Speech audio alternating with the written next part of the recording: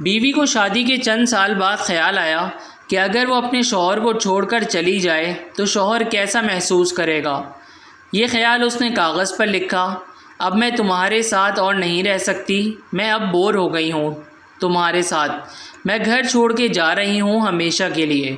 اس کاغذ کو اس نے میز پر رکھا اور جب شوہر کے آنے کا ٹائم ہوا تو اس کا رد عمل دیکھنے کے لیے بستر کے نیچے گئی۔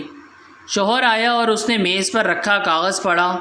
کچھ دیر کی خاموشی کے بعد اس نے اس کاغذ پر کچھ لکھا، پھر وہ خوشی کے مارے جھومنے لگا، گیت گانے لگا، رقص کرنے لگا اور کپڑے بدلنے لگا۔ پھر اس نے اپنے فون سے کسی کو فون لگایا اور کہا، آج میں آزاد ہو گیا۔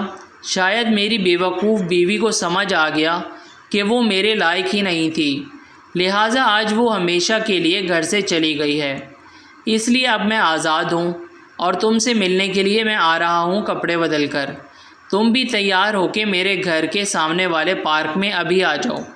شوہر باہر نکل گیا۔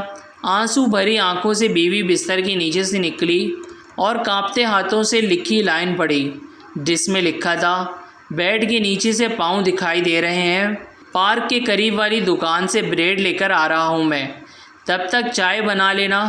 میری زندگی میں خوشیاں تیرے آنے سے ہیں، آدھی تجھے ستانے سے ہیں، آدھی تجھے منانے سے ہیں۔